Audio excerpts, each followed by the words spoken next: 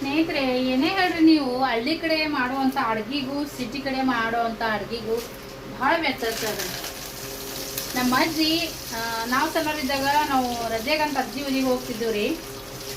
ಆವಾಗ ನಮ್ಮ ಅಮ್ಮರಿ, ನಮ್ಮ ತಾಯಿಯವ್ರ ತಾಯಿ 2 ಟಮಾಟಿ, ಒಂದಿಷ್ಟು ಬೆಳ್ಳುಳ್ಳಿ, ಕೆಂಪು ಖಾರ, ಅರಿಶಿನ ಪುಡಿ, ಉಪ್ಪು ಮತ್ತು ತಿಳಿ ನೀರು ಅದಂಗೆ ಸಾರು ಮಾಡ್ತಿದ್ದಿಡ್ರಿ.